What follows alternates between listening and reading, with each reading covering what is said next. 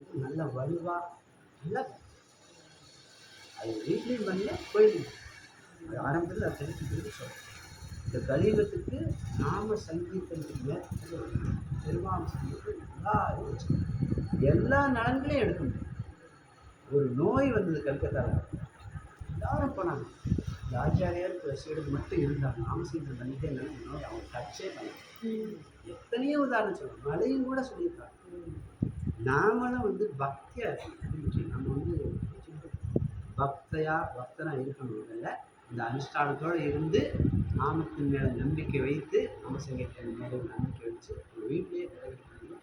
உங்களுக்கே தெரியும், படிப்படியாக இந்த நாம ஜபத்தை கூட்டணும்.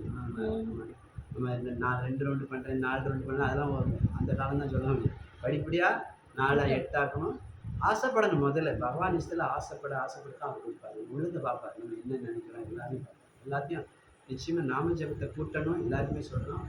நாம சங்கீர்த்தனத்தையும் வெளிலையும் நல்லா பண்ணணும், முடிஞ்சா வீட்டிலையும் பண்ணுங்க. இது 2 தான் இந்த கலியுகத்துக்கு ஏற்றம். இதுலேயே எல்லாமே இருக்கணும். இதை தவிர்த்து பகவானை பற்றி நிறைய தெரிஞ்சுக்கணும். அந்த ஞானத்தையும் வளர்க்கணும்.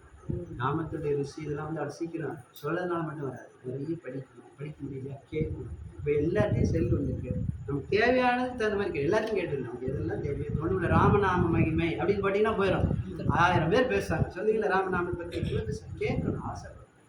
கொஞ்சம் நேரத்தை பயன்படுத்தும். இப்போ நமக்கு தெரியும் அப்போ தான் அவங்க ஒரு விஷயம் இருக்கலாம். ராமநாம விஷயம் அதான் நமக்காக தான் சொல்லுவோம். இது உறுதியாக இருந்து வருங்காலங்களில் எல்லா பிரச்சனையும் இருக்குதான். இப்போ இந்த வருஷமே நிறைய சோதனையான காலம். அதுதான் சொல்லுவாங்க. நம்மளாம் நம்ம யோசிக்கணும். இப்போ நீங்கள் பார்த்துருப்பீங்க யூடியூப்பில் நியூஸ்லாம் வருது. நிறைய வறட்சி இருக்கும்.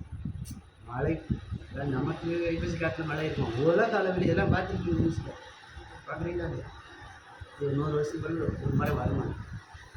சில இடத்துல வெப்பம் அதிகமாக இருக்குமா, சில இடத்துல மழை அதிகமாக மாறி இது நம்ம என்ன பண்ண முடியும்? ஒன்றுமே பண்ண முடியாது. ஆனால் பகவான் நினச்சா எதாவது பண்ணலாம். அதுதான் பக்தர்கிட்ட உள்ள சொல். நான் அதான் பார்ப்பேன். விஞ்ஞானிகள் சொல்லுவாங்க, விஞ்ஞானிகள் சொல்கிறது கரெக்ட். அந்த மாதிரி தான் நிராகரிக்கலை. அந்த விஞ்ஞானிகள் கூற்றியே அடித்து தூள் பண்ணுவார் பகவான் நினச்சா. அதுதான் பக்தர்கள்ட்ட உள்ள நம்பிக்கை. அப்படி தான் நம்பிக்கை. நான் தான் சரி அவன் சொல்கிறது ஒரு பக்கம் இருக்கட்டும். பகவான் நினச்சி எதை வேணால் மாற்றி அமைக்க முடியும் இல்லையா? அது பக்தர்கள் உள்ள சொத்து. அதை விடக்கூடாது. நம்ம சங்கீதமா ஏன் கணக்கு பார்க்கணும்? இப்படிதான் சோதனை ஏன் 2 நாள் பண்ணக்கூடாது? இப்படி யோசிக்க ஆரம்பிக்கணும். நம்ம ஆசைப்படணும். நமக்கு மட்டும் இல்லை, எல்லாருக்கும் என்ன நல்லா பண்ணணும். ஏன் இப்படி ஒரு இது வருது, ஒரு சோதனை வந்து இன்னும் கூட்டுவோம். நம்ம